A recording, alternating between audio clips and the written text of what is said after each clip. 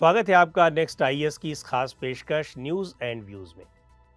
Cabinet committee on economic affairs ने 2023-24 के खरीफ season के लिए मिनिमम सपोर्ट प्राइसेस यानी एमएसपी की घोषणा कर दी है। एमएसपी तय करते वक्त सरकार ने किसानों को उनकी फसलों के लिए मोटिवेशन और क्रॉप डाइवर्सिफिकेशन को ध्यान में रखा है। एमएसपी क्या है, किस ग्राउंड पर तय की जाती है और इससे किसानों को क्या फ़ायदा होता है, न्यूज़ एंड व्यूज़ के आज के इस एपिसोड में इन्हीं सब बातों पर चर्चा होगी। पिछले 5 ईयर्स में इस बार एमएसपी में ये बढ़ोतरी सबसे ज़्यादा है और यदि पिछले 10 वर्षों की बात की जाए तो ये इजाफा सेकेंड हाईएस्ट है। सरकार का दावा है कि एमएसपी में ये बढ़ोतरी 2018-19 के बजट अनाउंसमेंट के अनुसार की गई है, जिसमें वादा किया गया था कि फसलों की एमएसपी उनकी प्रोडक्शन कॉस्ट की कम से कम 1.5 टाइम्स यानी 1.5 गुनी होनी चाहिए। सरकार का दावा है कि बाजरा में किसानों को कॉस्ट की तुलना में 82%, तूर में 58%, सोयाबीन में 52% और उड़द में 51% प्रॉफिट मिलेगा। दूसरी क्रॉप्स पर भी कम से कम 50% प्रॉफिट मिलेगा। पहले बात करते हैं एमएसपी में इस हाइक का क्या इम्पैक्ट होगा और ये हाइक इन्फ्लेशन और मॉनेटरी पॉलिसी को कैसे इम्पैक्ट करेगी। ये कहना मुश्किल है कि इस एमएसपी हाइक से इन्फ्लेशन भी बढ़ेगी, लेकिन ये ज़रूर है कि एल नीनो की वजह से यदि मॉनसून नॉर्मल नहीं रहता तो फूड इन्फ्लेशन में ज़रूर कुछ उछाल आ सकता है। हालांकि एमएसपी में यह बढ़ोतरी तुरंत तो इन्फ्लेशन में उछाल नहीं लाएगी, फिर भी इसने आरबीआई और इसकी मॉनेटरी पॉलिसी कमेटी को साल के अंत तक इन्फ्लेशन में उछाल को लेकर सतर्क कर दिया है। क्रॉप्स को मिलने वाला ज़्यादा एमएसपी, ज़्यादा प्रोडक्शन, स्टोरेज और फिर सब्सिडाइज्ड रेट पर इनका डिस्ट्रीब्यूशन, ये सब ऐसी चीज़ें हैं जो सरकार की फाइनेंशियल हेल्थ पर गंभीर प्रभाव डालती हैं। एक नज़र एमएसपी के बैकग्राउंड पर डालते हैं और जानते हैं कि इसकी ज़रूरत क्यों पड़ी। भारत में एग्रीकल्चर की बात करें तो यहाँ किसान साल भर यानी 12 महीने कोई न कोई फसल उगाते ही हैं। जून से नवंबर के बीच खरीफ सीजन में धान या पैडी प्रमुखता से होता है, जबकि नवंबर से मार्च का सीजन रबी का है, जिसमें गेहूं यानी व्हीट प्रमुख है। ज़्यादातर किसान अपनी फसलों को एपीएमसी मंडियों में ले जाकर बेचते हैं, लेकिन अक्सर होता है कि किसानों को फसलों का दाम सही नहीं मिलता। हालांकि इसके पीछे कई कारण हो सकते हैं। ओवर प्रोडक्शन भी हो सकता है और कई बार इंटरनेशनल लेवल पर किसी पर्टिकुलर कमोडिटी के दाम एकाएक गिर जाते हैं।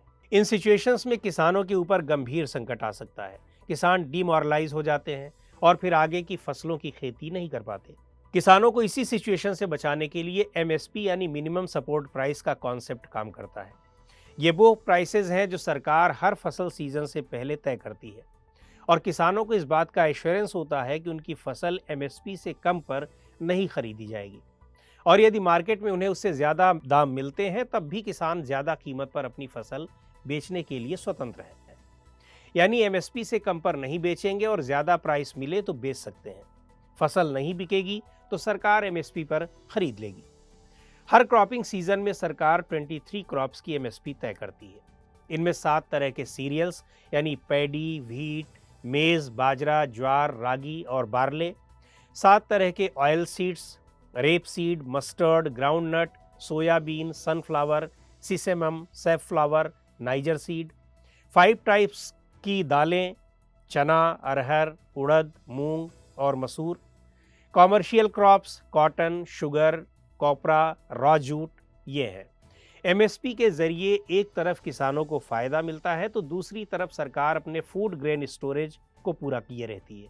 एमएसपी की अनाउंसमेंट तो सेंट्रल गवर्नमेंट करती है, लेकिन क्रॉप्स की प्राइसेस का निर्धारण CACP, commission for agricultural costs and prices की रिकमेंडेशन के आधार पर किया जाता है। अपनी सिफारिशें देने से पहले सीएसीपी कुछ बातों को ध्यान में रखती है और उन्हीं के आधार पर कीमतें तय की जाती हैं।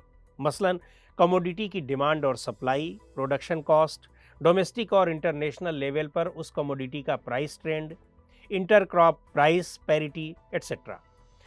एमएसपी के संबंध में एक बात बहुत इंपॉर्टेंट है कि सरकार इसकी घोषणा ज़रूर करती है, लेकिन ये कोई कानून नहीं है कि सरकार इन प्राइसेस पर किसानों से उनकी फसल खरीदने को बाध्य हो।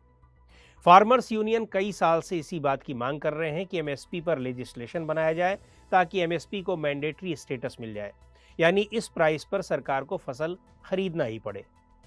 एक सवाल ये भी उठता है कि क्या सरकार वास्तव में एमएसपी पर किसानों की फसल खरीदती है? दरअसल सरकार रबी और खरीफ दोनों सीजन में होने वाली फसलों के लिए एमएसपी अनाउंस करती है, लेकिन वास्तव में उनमें से कुछ ही फसलों का स्टोरेज करती है, और वो भी कुछ सिलेक्टेड स्टेट्स में ही। पैडी, व्हीट, कॉटन और कुछ हद तक पल्सेस को भी एमएसपी पर खरीद कर उसका स्टोरेज किया जाता है, लेकिन सभी फसलों का नहीं। जहां तक स्टोरेज की बात है तो पैडी के लिए पंजाब, हरियाणा, वेस्टर्न यूपी और छत्तीसगढ़ है, तो महाराष्ट्र और तेलंगाना में कॉटन का स्टोरेज किया जाता है। पल्सेस का स्टोरेज महाराष्ट्र और कर्नाटक में किया जाता है। तो आज के इस एपिसोड में इतना ही। अगले एपिसोड में फिर मिलेंगे एक नए टॉपिक के साथ। आपको ये प्रोग्राम कैसा लगा कमेंट करके हमें ज़रूर बताएं। आप अपने सुझाव भी हमें भेज सकते हैं।